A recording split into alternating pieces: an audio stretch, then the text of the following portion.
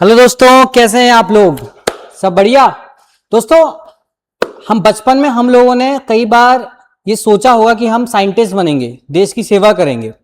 और जब इसरो जैसी संस्था हमारे लिए एक अपॉर्चुनिटी लाती है तो बहुत बड़ी बात होती है। जी हाँ, इसरो ने 2026 और 2025 गेट एस्पिरेंट्स के लिए, जिन्होंने गेट कट ऑफ क्लियर कर लिया, गेट का स्कोर कार्ड उनके लिए आया, उनके लिए एक नोटिफिकेशन जारी किया है, जिसके लिए हमने वीडियो बनाए हैं। इसको अंत तक देखिएगा। जिन जिनका भी GATE 2025 GATE 2026 cut off clear हो गया था, ठीक, जिन्होंने भी अभी गेट 2027 के लिए तैयारी कर रहे हैं, या फिर जो अभी कट ऑफ क्लियर नहीं हुआ है वो अभी तैयारी कर रहे हैं, वो इस वीडियो को स्किप कर दीजिए, आपका टाइम बहुत कीमती है। ठीक है, तो शुरू करते हैं। इसरो जो कि बहुत बड़ी संस्था है, उन्होंने अपना रिक्रूटमेंट स्टार्ट किया है। ठीक, recruitment of scientist engineer SC with B B Tech, यानी कि बी बीटेक वालों के लिए है, और इक्विवेलेंट डिग्री जो कि बी बीटेक की इक्विवेलेंट डिग्री होती है उन लोगों के लिए है।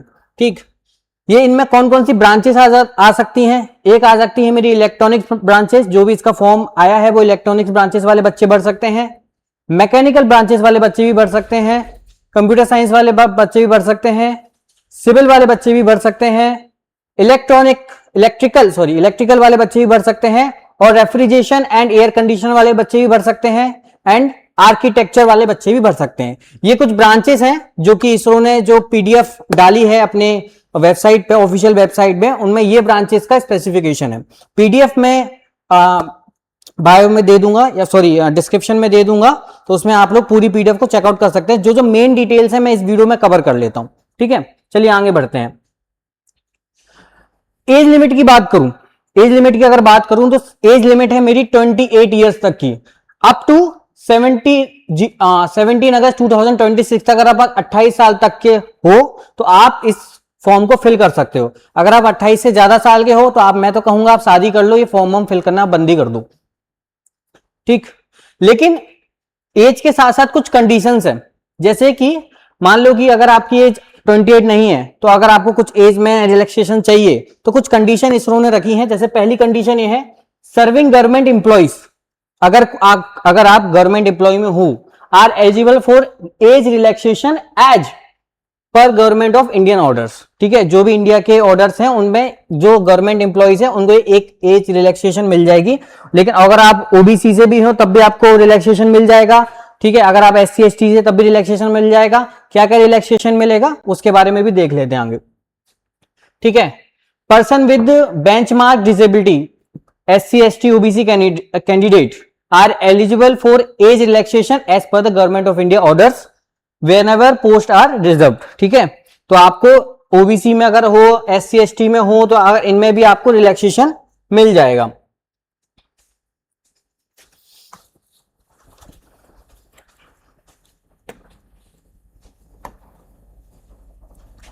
अगर आप बेंचमार्क डिसेबिलिटी में हो, एसटी एससी में हो, ओबीसी में हो, ठीक है, तो आपको एज का रिलैक्सेशन मिल जाएगा गवर्नमेंट के ऑर्डर्स के हिसाब से।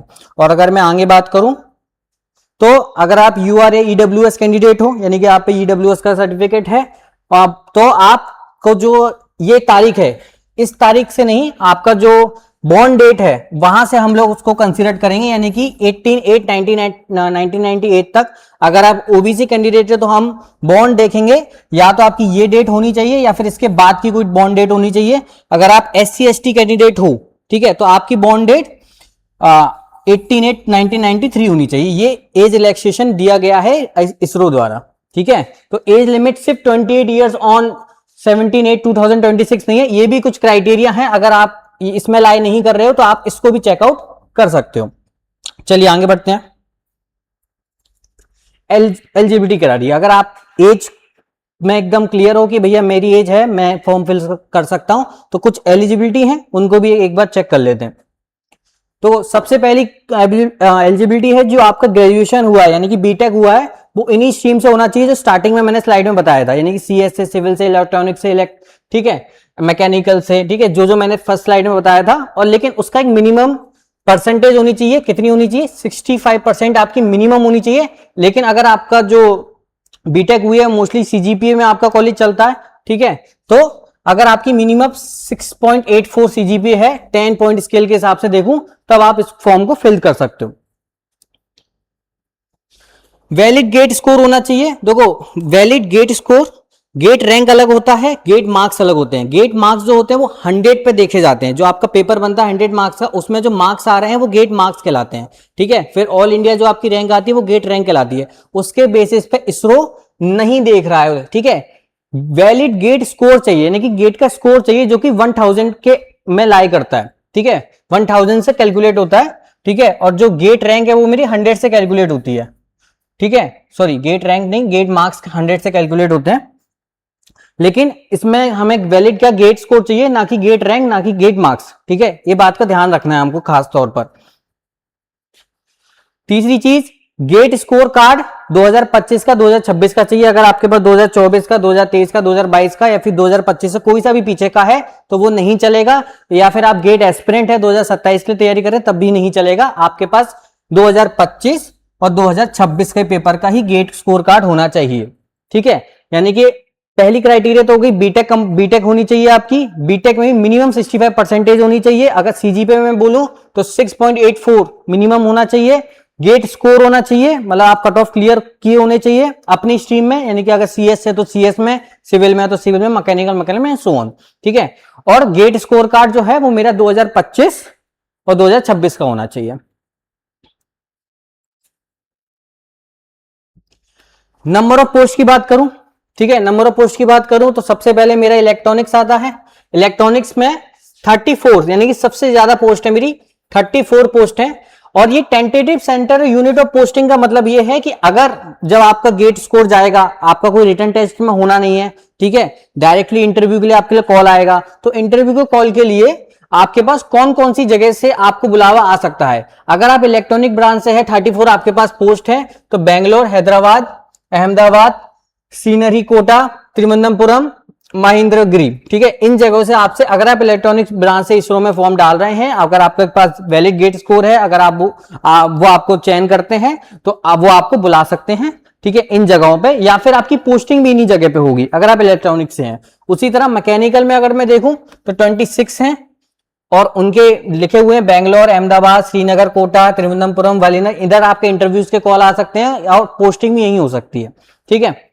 कंप्यूटर साइंस की बात करूं तो 13 ऑल ओवर इंडिया में 13 पोस्ट है मेरे पास, बेंगलोर, हैदराबाद, हिजान, अहमदाबाद, त्रिवंतपुरम, ठीक है। उसी तरह अगर मैं सिविल में 10 है मेरे पास, ये मेरी उनकी सिटीज लिखी हैं। इलेक्ट्रिकल में मेरे पास 4 हैं और रेफ्रिजरेटर एयर में मेरे पास 2 हैं। आर्किटेक्चर मेरे पास 2 हैं और उनकी फिर सिटीज लिखी हैं। ये सब आप पीडीएफ में चेकआउट कर सकते हैं, या फिर जो ये पीपीटी है उसको भी मैं डिस्क्रिप्शन में डाल दूंगा, तो आप उसको भी चेकआउट कर सकते हैं, ठीक। अब बात करते हैं फीस की। फीस जो है इसमें 250 रुपीज लगने वाली है। लेकिन अगर आप वुमेन है, ठीक है, या फिर आप ST SC कैटेगरी में आते हैं, या फिर कोई एक्स सर्विसमैन है, या फिर पर्सन विद बेंचमार्क डिसेबिलिटी है, ठीक है, कैंडिडेट आर एग्जम्प्टेड, यानी कि इन लोगों को कोई भी फीस नहीं देनी, यानी कि निल, जीरो फीस में इन आपका फॉर्म फिल किया था। बाकी जितने भी लोग हैं जनरल से, उन सबको 250 रुपीज आपको देनी है। इवन ओबीसी वालों को भी 250 रुपीज देनी है, यानी कि जनरल वाले और ओबीसी वालों के लिए फीस है 250 रुपीज में आपका ये फॉर्म होगा। मतलब आपके एक पिज्जा के प्राइस के बराबर का आपका एक फॉर्म होगा जो आपको भरना है। अगर आपके पास वैलिड गेट स्कोर है, क्योंकि गेट स्कोर आपको उसमें अपलोड करना पड़ेगा, डॉक्यूमेंट्स अपलोड करने पड़ेंगे, फिर वहां से वो लोग आपका वेरिफिकेशन करेंगे। अगर उनको लगता है कि आपको इंटरव्यू के लिए कॉल लगाना चाहिए तो वो आपको इंटरव्यू के लिए कॉल लगाएंगे, जो भी नंबर है, ईमेल आप वो उसमें फॉर्म में दोगे, ठीक है। इंपॉर्टेंट पॉइंट क्या है, और बहुत इंपॉर्टेंट पॉइंट है ये, ठीक। गेट का स्कोर कार्ड आप उधर दोगे, उसके बाद आपको इंटरव्यू के लिए कॉल आएगा, इंटरव्यू के लिए बुलाया जाएगा, ठीक है। उस पूरी प्रोसेस में जो पूरा वेटेज है, 50% वेटेज जो होगा वो आपके गेट स्कोर के लिए होगा, ठीक। और 50% वेटेज जो है वो आपको इंटरव्यू के लिए होगा, ठीक। यानी कि जो भी आपका स्कोर बनेगा उसका वेटेज 50% होगा गेट स्कोर के लिए, ठीक है। 50% वेटेज होगा आपका इंटरव्यू मार्क्स के लिए। क्लियर।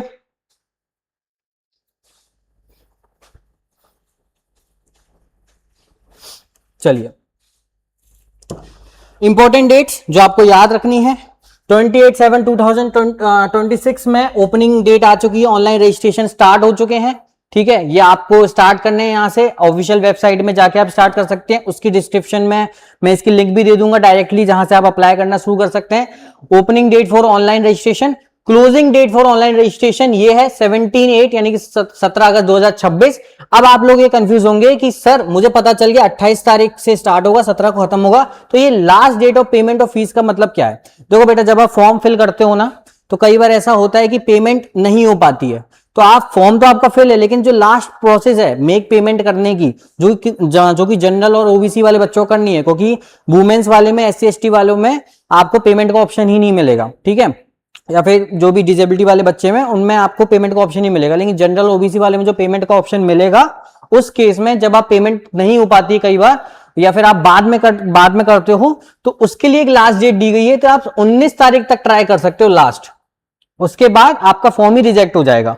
ठीक है, अगर आपका फॉर्म भरा भी होगा, अगर आपकी पेमेंट नहीं हुई है, तब भी आपका फॉर्म रिजेक्ट हो जाएगा। तो फॉर्म की लास्ट डेट तो 17 है, ठीक है, सेव करके रख सकते हो, लेकिन अगर पेमेंट करोगे तभी आपका फॉर्म पूरा फिलअप माना जाएगा। तो कुछ बच्चे तो साथ में करते हैं, लेकिन कई बार सर्वर का इशू आ जाता है, तो दिक्कत शुरू हो जाती है।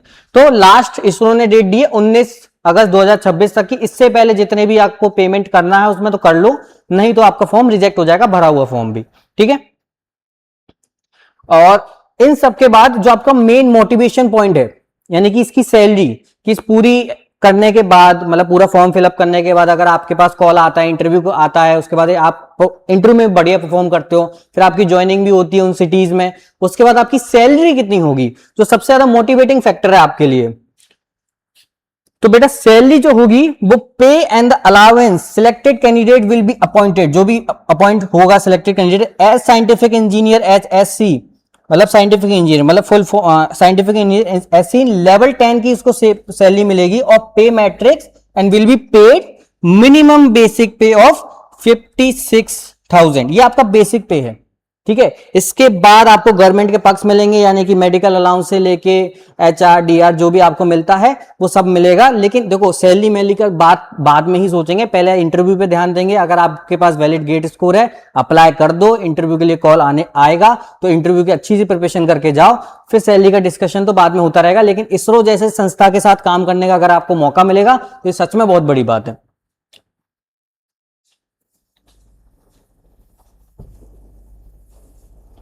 That's it, thank you so much. इसके अलावा अगर आपके पास कोई भी डाउट है तो आप कमेंट बॉक्स में इसको बता सकते हैं, मैं आपका रिप्लाई करने की कोशिश करूंगा। Thank you so much.